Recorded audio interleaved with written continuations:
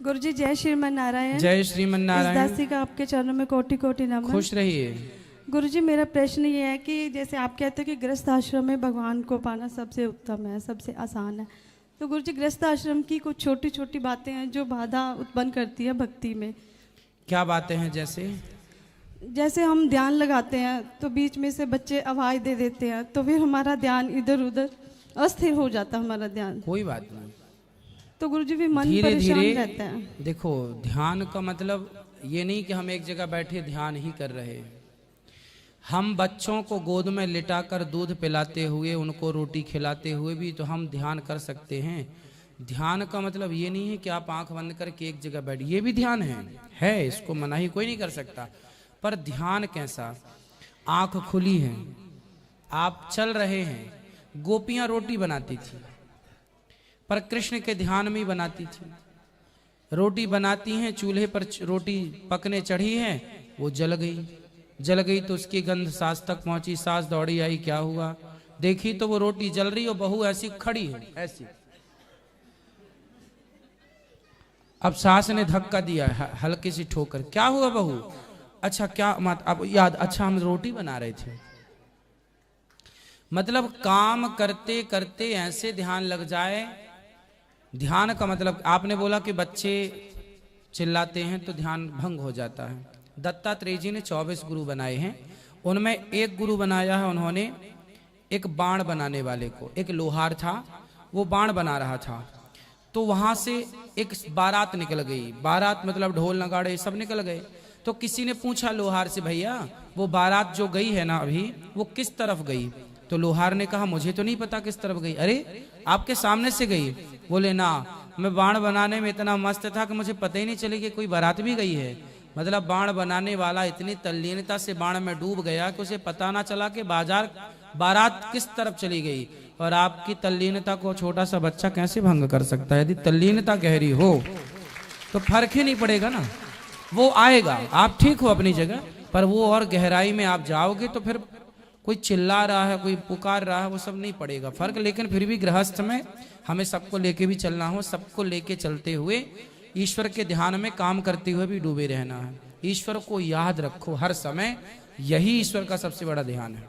तो गुरुजी ऐसे वैसे बच्चे ऐसे पकड़ते हैं, मम्मा मम्मा करते कोई हैं, बात नहीं, बच्चों की जिम्मेदारी तो आपकी है ही ना। हाँ, अभी से संस्कार बनाए रखिए तो बच्चे जब बड़े हो जाएंगे तो फिर वो अपना सुखी रहेंगे अपने कार्य में, आप अपना ध्यान में मस्त। तो गुरुजी ध्यान भी लगाते हो, लोग कहते हैं कि ये तो पखंड करती रहती है। कोई बात नहीं, लोगों का काम तो सीता माँ को भी कहा तो कहने दो। कुछ कहती है ना बेचारे, कुछ दे ही रहे हैं ना आपको, ले तो नहीं रहे आपसे, तो देने दो। जैसे मैं एक दफ्तर में कार्यरत हूँ, तो वहाँ मैं अपने बाल गोपाल को अपने साथ ही रखती हूँ। ठीक है, तो इसमें कोई दोष तो नहीं है? गोपाल जी को अपने घर पे ही रखा करो। आने के बाद फिर उनका दर्शन कर लो, उनका ध्यान कर लो। बाकी उनको दिखो, दफ्तर में मत रखो। भगवान दफ्तर का विषय नहीं है, भगवान को मन मंदिर में रखो, अंदर रखो, बाहर नहीं। हमने गोपाल जी को यहाँ रखा, आप ही बताओ, हमने गोपाल जी को यहाँ रखा और किसी ने यहाँ रखा, तो क्या सही है?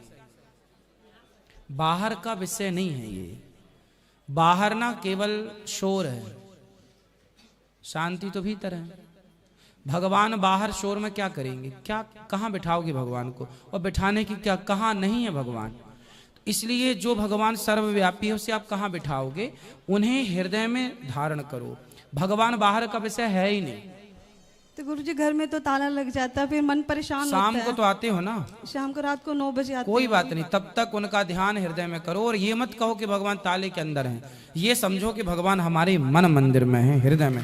ऐसा भाव बनाओ ना कि हमारे भीतर है मंदिर। आपने क्या सोचा भगवान घर में है? आप ये क्यों नहीं सोचते कि भगवान हमारे भीतर है, दिल में है, हृदय में? क्यों? ये मानसिकता कब आएगी? ये टेंशन हो जाती है कि उन्होंने कुछ खाया, उन्होंने कुछ पिया, फिर ये टेंशन। जब अंदर होंगे तो टेंशन होगी। अभी टेंशन इसलिए कि बाहर आपने बिठा रखा है। बाहर ही तो नहीं रखना, भीतर रखना। यहाँ जय श्रीमन नारायण गुरुजी। जय श्रीमन नारायण। राधे राधे गुरुजी। बेटा बैठो, सबका नंबर आएगा, सब्र रखो।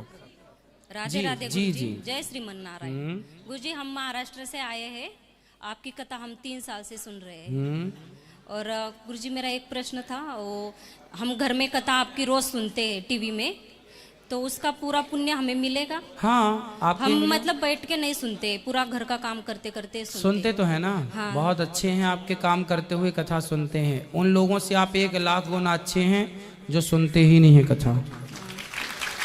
गुरुजी आपका भजन, हमारा सुबह भजन चलता है, दिन भर आपकी कथा चलती है गुरुजी। खुश रहिए। कथा से कोई बदलाव हुआ जीवन में? बहुत बदलाव हुआ गुरुजी।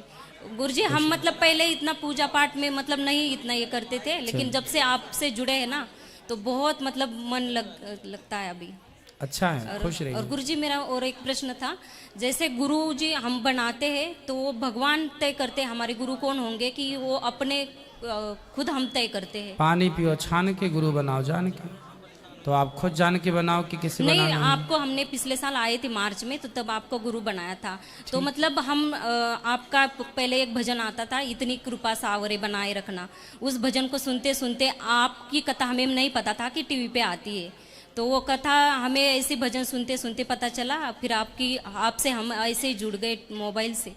अच्छा। तो आप फिर पिछले साल हम आए थे मार्च में, तो आपको गुरु बनाए थे। खुश रहिए, खुश रहिए। गुरुजी मेरी दोस्त है, कोमल नाम है उनका, और मेरी बहन ज्योति, वो आपको लाइव देख रहे हैं, उनको प्लीज राधे राधे बोल दो। बिल्कुल, सबको राधे राधे। खुश रहिए। धन्यवाद गुरुजी।